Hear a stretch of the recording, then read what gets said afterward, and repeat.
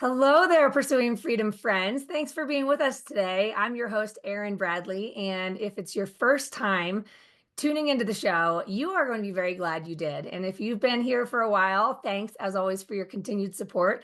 And I've got an interview like no other for you guys today. So buckle up. I've got Kara Schug here. And wow, Kara is someone I met recently, and I was honored to be a guest on her show, which is a podcast called Think Your Way to an Epic Life.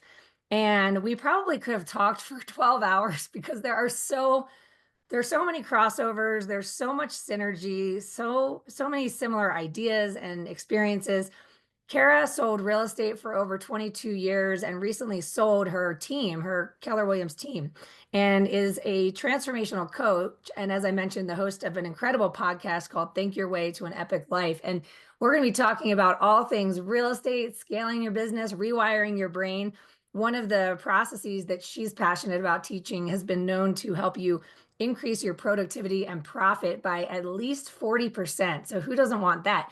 So, with no further ado, Kara, I would love if you could just share a little bit about your background and your story and the passion you have for helping others, because I know that what you've navigated has been so life-changing for you, and you're one of those people that just can't help but want to pay it forward. So, I think our listeners are in for a real treat today. Well, thank you so much for having me.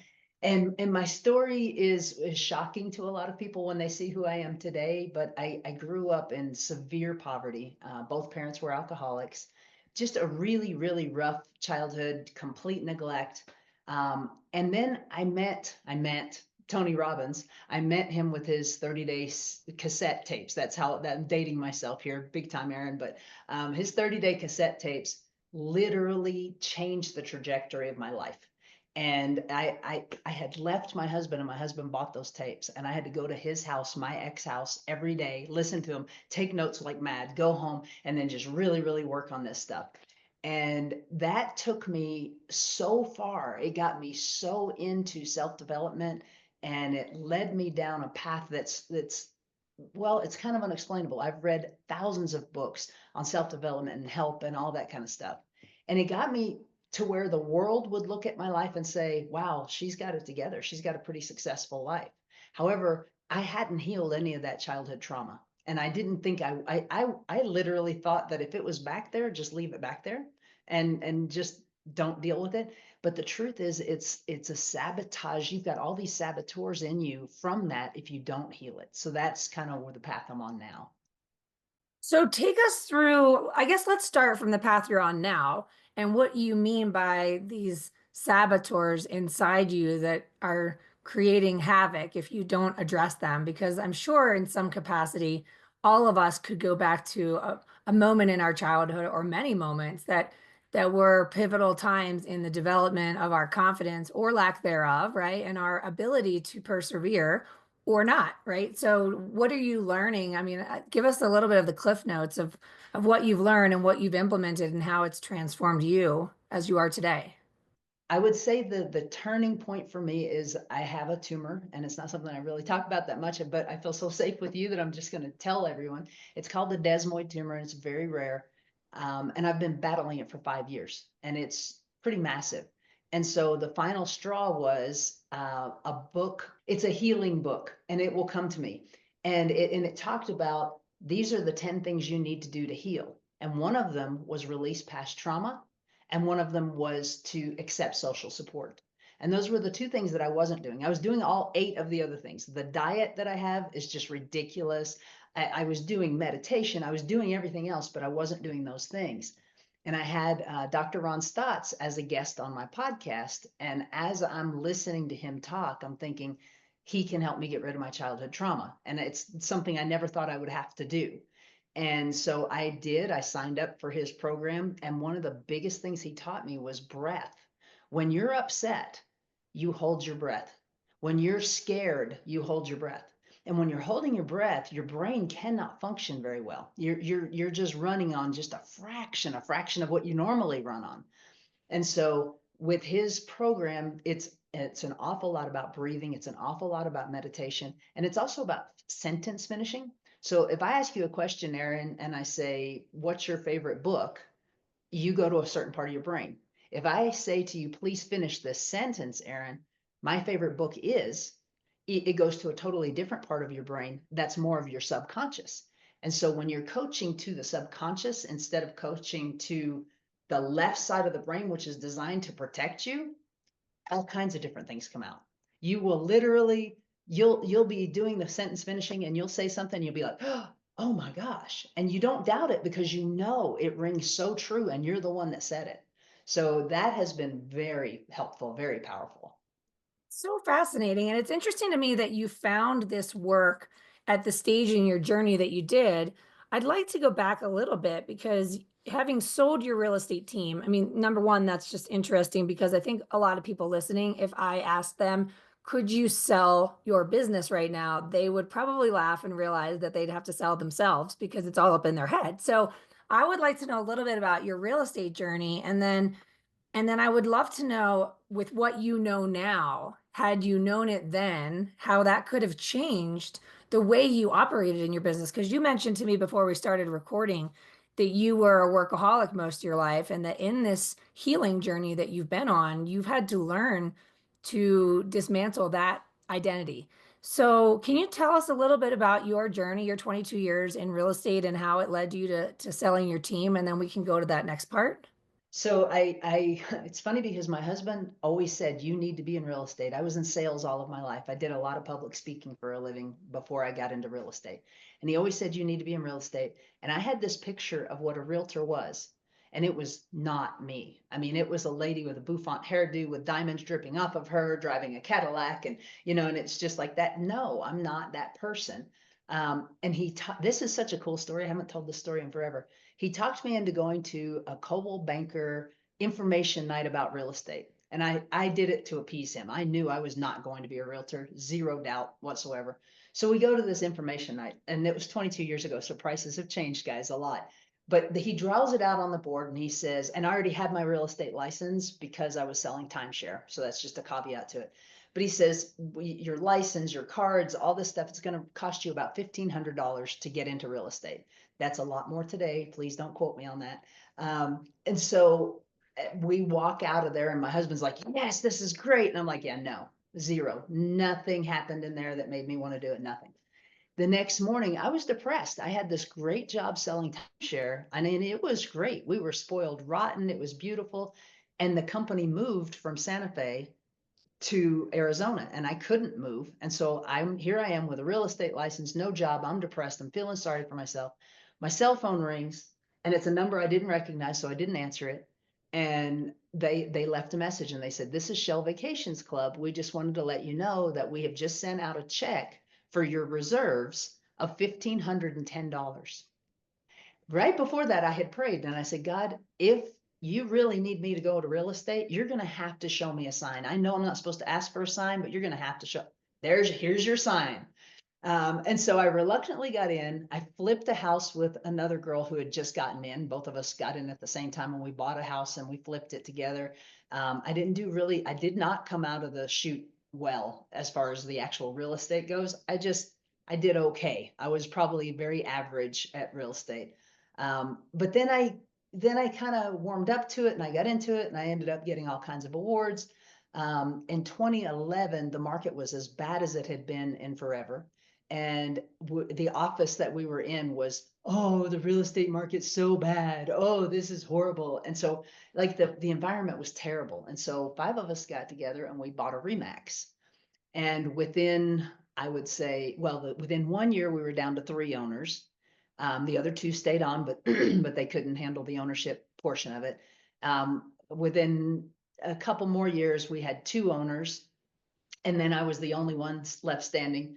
I had that business for 9 years. I was the top producer. I was a qualifying broker, all that stuff. Like I told you, I was a workaholic, and it was really bad. Then Keller Williams came and recruited me as a coach. And that is the most rewarding job I've ever had in my life. I mean, it is so rewarding because you've been there, you've done that, and you can show people and they don't have to make the same terrible mistakes you did.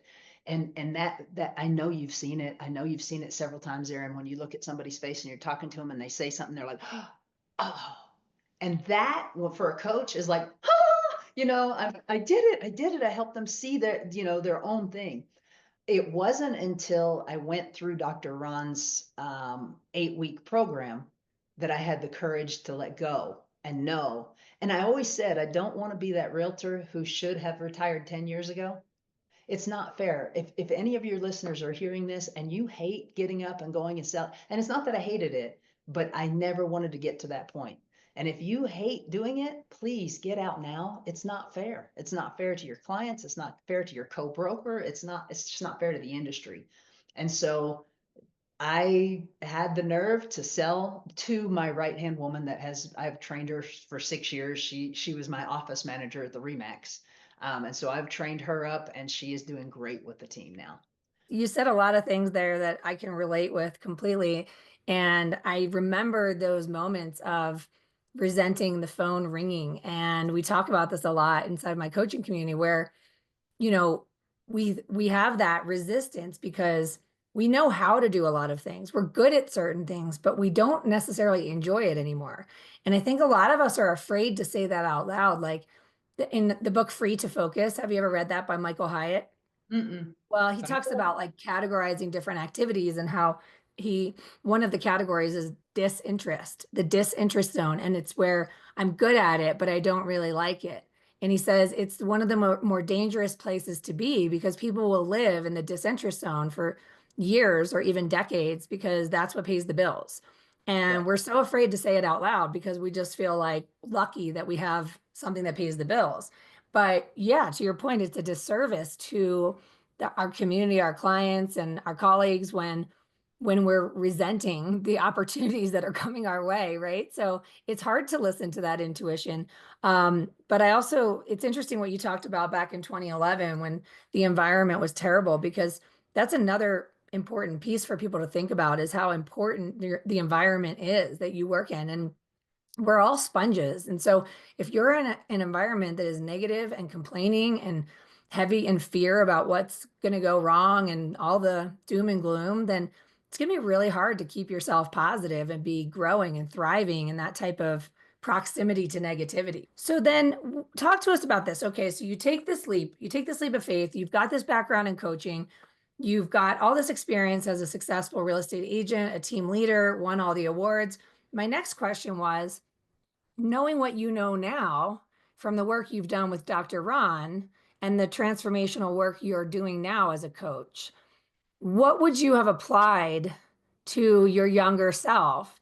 Would you have done it any differently? Or do you feel like we as entrepreneurs have to sort of be that workaholic and earn the badge of honor? Or do you think there's a way to be successful with grace and ease and balance? And balance is a tricky word, but yeah, like what would look different knowing what you know now?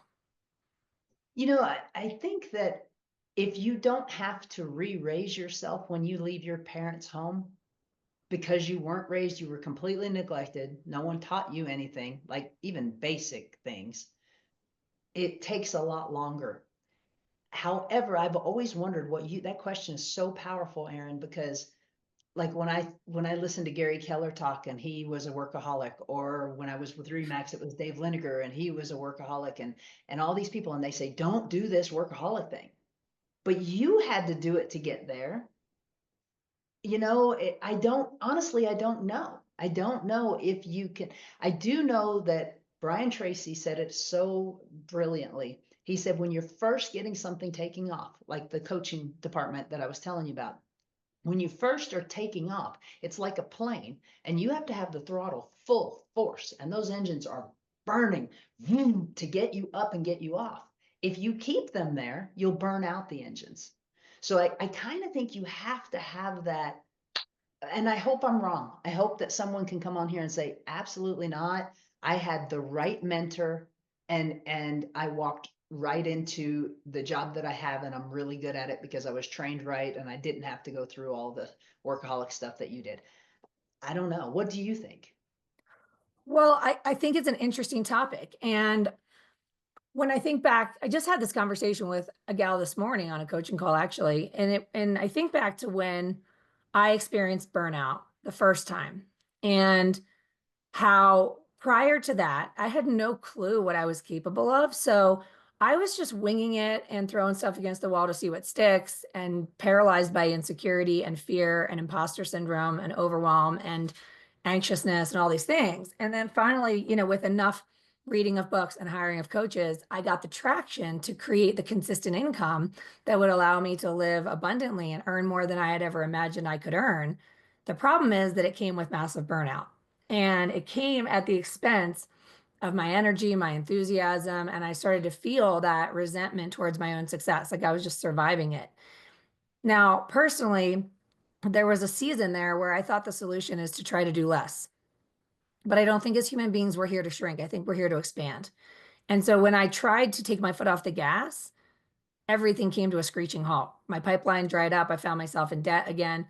And so I did have a turning point where I made a very intentional decision that I was going to create exponential growth and financial abundance, but I wasn't going to do it that way.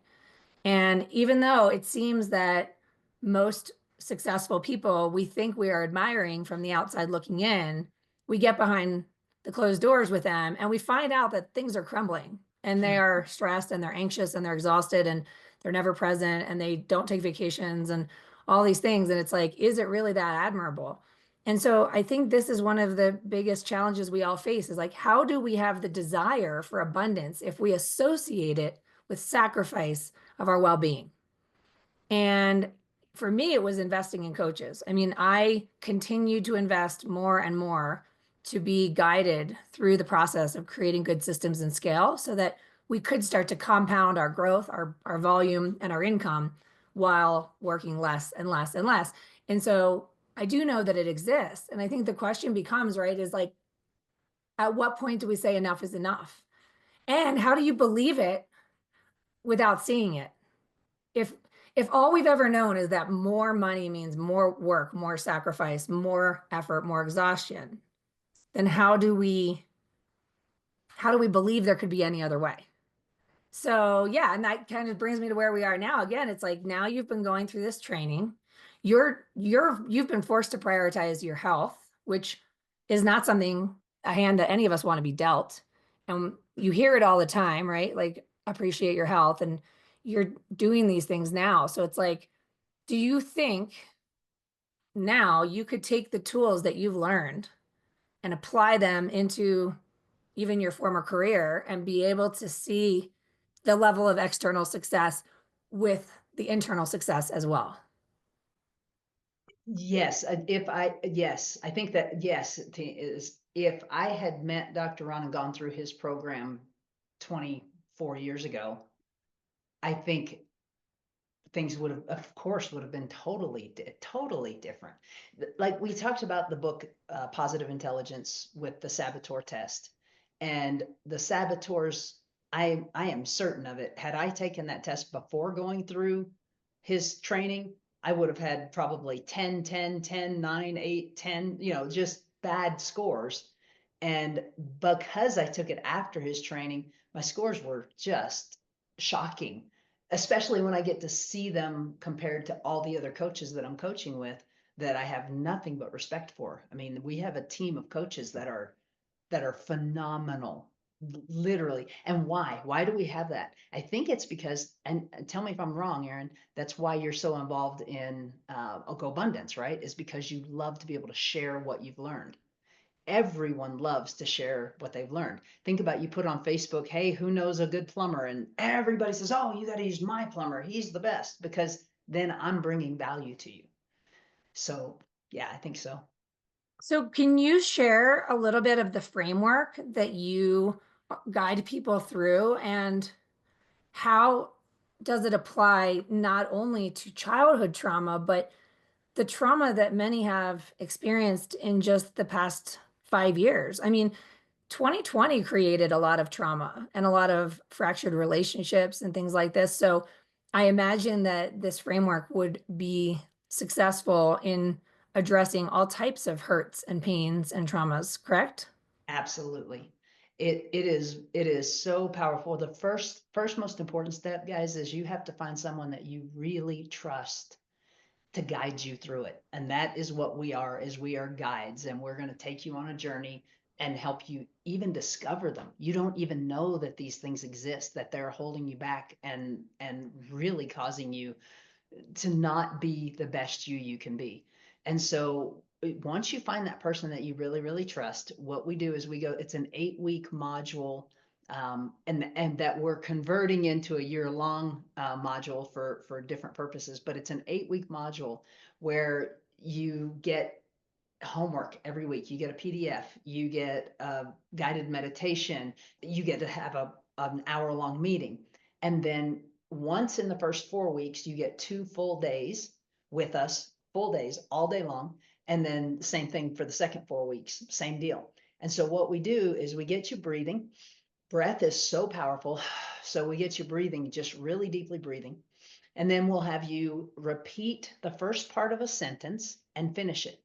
So you're basically in your subconscious mind at this point where we've got you, it's almost like a hypnotism, but not completely.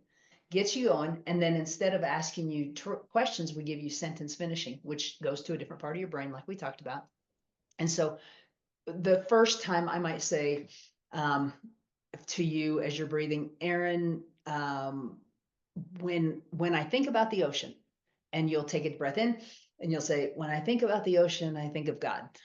And then you do it 3, 4, 5 times until you hit something really deep. And then I'll move you on to the next question, or I'll dig deeper into something that you said. Like you might have said, when I think of the ocean, I think of when my dog drowned. Well, then I'll go deeper into the dog drowning thing, right? And you have this clarity that is, you'll have breakthrough after breakthrough after breakthrough, just to put it mildly. And it is so freeing. This literally happened on my first time that I saw Dr. Ron in person for the 2 days. You have to fly to Seattle, you have to get onto a ferry and go to the island where he lives.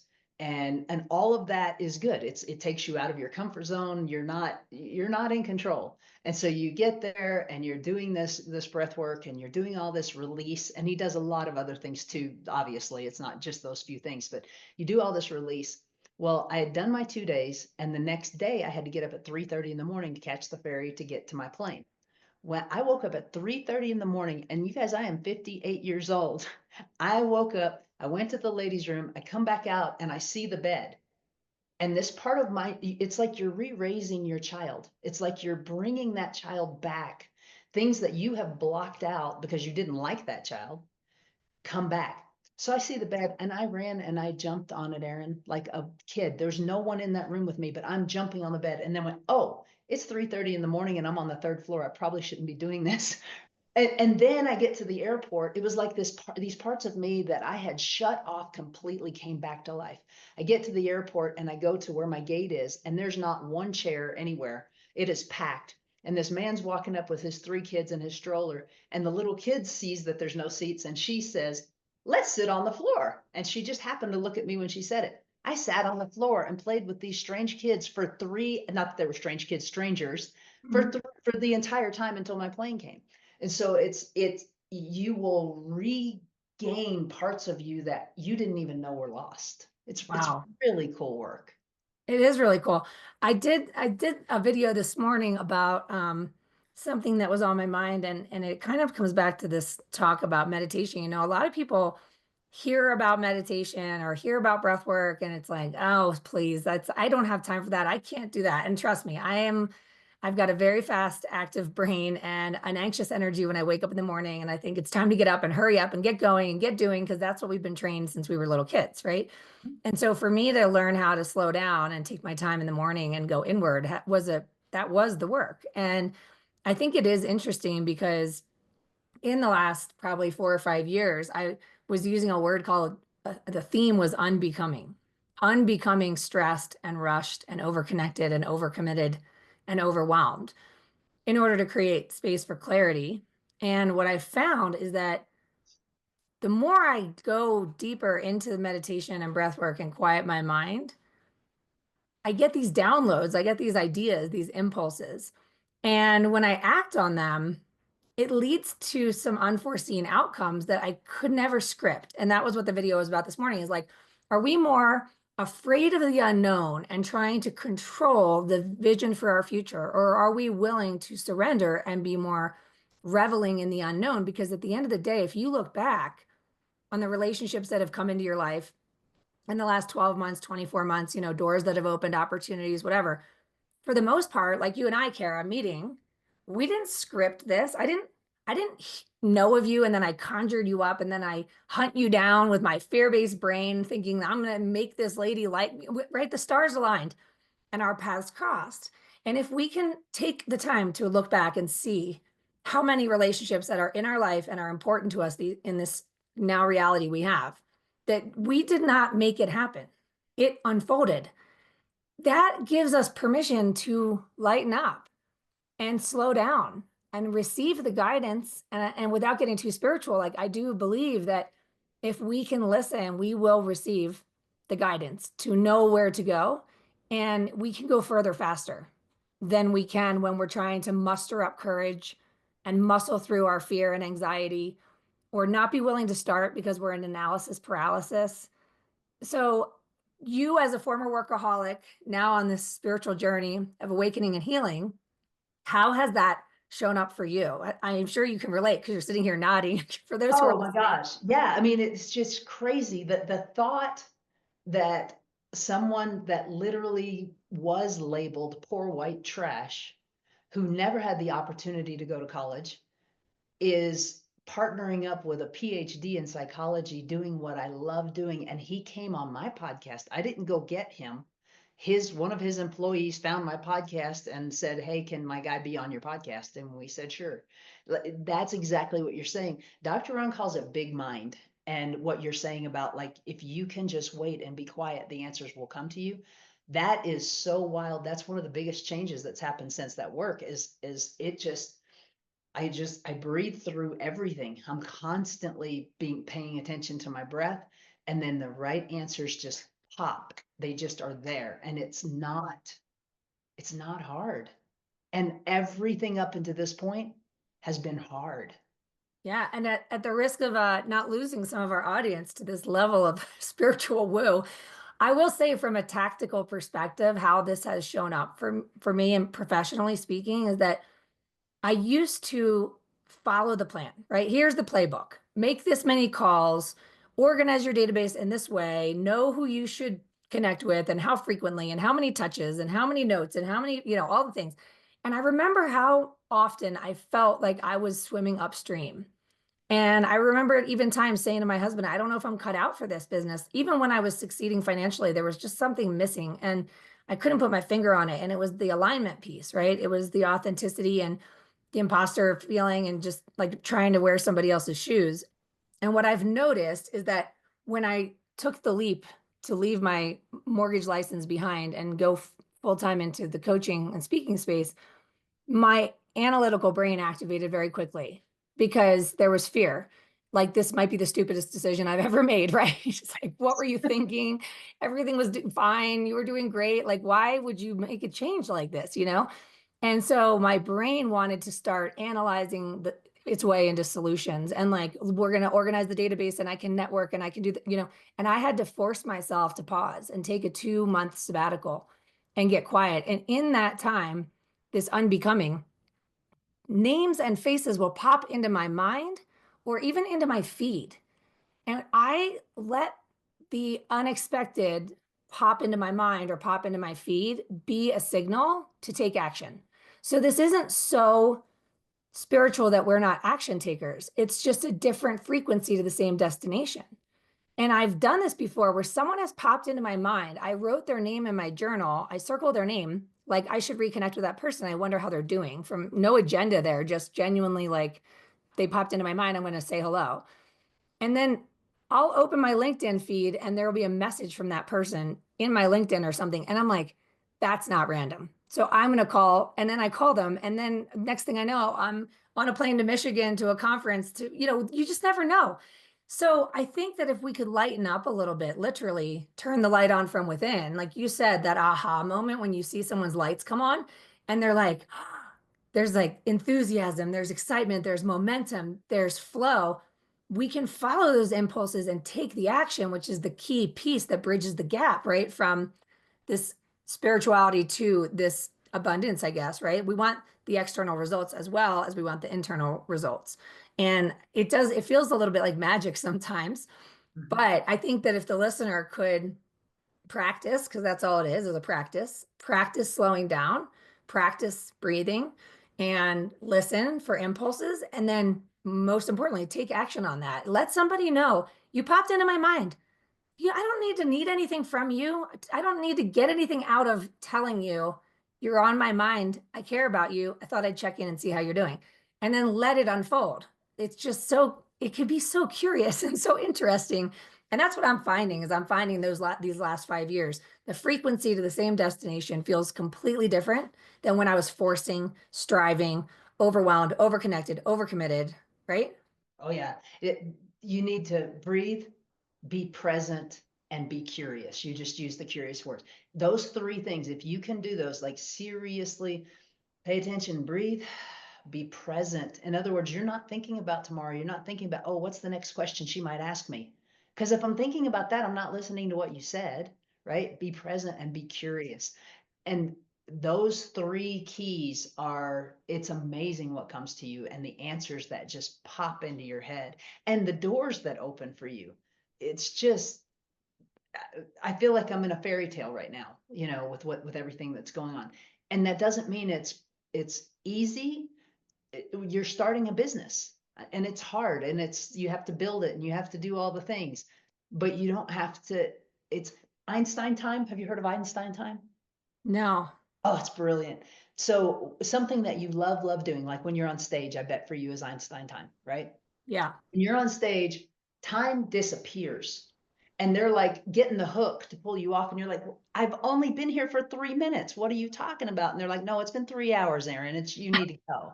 Right. And so and that energizes you. Whereas 3 hours sitting and doing paperwork feels like 3 days. I don't know if that's true for you. It is for me. Yeah. And so when you're doing what energizes you, it's not like being a workaholic. Being a workaholic to me is doing the stuff that you have to do because you're paying the bills. Doing the stuff that you want to do because you know and you see what it does for others, the money comes. You don't have to worry about the money. You just serve with that kind of a heart and the money will come. Well, and I can tell because having met you in this season of your life, you exude this enthusiasm, this energy, this magnetism that is it's so contagious that I feel like it's so clear you're in your Einstein time and you're having so much fun with what you're doing, and you're creating an impact that ripples out into the world through everything you're doing. And I love that. So, okay, last question I have for you, I guess, with all of the things that you've learned and the growth that you're experiencing and the impact that you're having, what is exciting you about the future now? Whew. The fact that helping one person helps hundreds of people. People feel like they don't have any power. But Erin, if you and I and four other people were in a conference room and we are having a great time and we're all masterminding and everything's going great, and someone comes in and starts screaming at one of us, what happens to everyone's energy in the room? Right? And you think you don't have any power, but you really do. And the fact that if somebody works with me or works with Dr. Ron or works with you, then they go out into the world and they're nice to the person at the Starbucks and that person doesn't go home and beat their wife that night. And maybe I'm being melodramatic, but it matters. Like every encounter that you have with someone matters. And if you can give them just a oomph of hope and there was someone, and I don't know if this is true or not. It's one of the things that I heard on Facebook, so I don't know if it's true or not.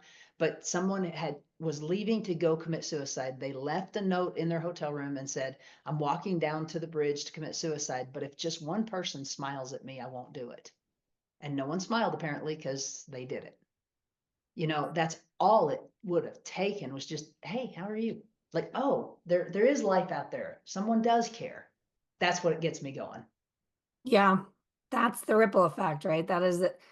It's not what you're going to get from this interaction. It's about the mark that you can leave that can ripple out through that person to their next interaction and that next interaction. And that's where you create that attraction, that magnetism. So I love that so much. So you've shared so much wisdom and gold and inspiration today. If people want to meet you, get a hold of you, follow you, where are all the ways they can find you? Shoot, it pretty much anywhere. Just my name is pretty unique, Kara Schug, Karaschug. There's one other one, and she's much younger, and I think she lives in Colorado. But for the most part, you'll find me on everything: LinkedIn, Facebook, Instagram, TikTok. I don't do all of those. I have somebody else that does most of those things for me, but you can find me on any of those. Awesome. Well, thank you so much for taking the time to share your amazing story with us today. Thank you for having me, Erin. I really appreciate it.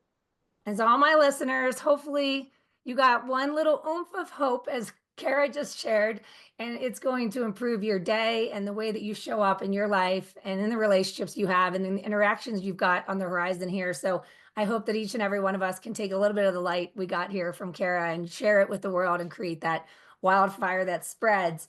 And if you did find some value here, please send a DM to Kara or send me a DM on Pursuing Freedom Official on Instagram, or leave a review wherever you're consuming this, because it helps us continue to attract amazing guests like Kara and help this content get found so that more people can build a life you don't need a vacation from. I love you. I appreciate you. And I'll see you next time.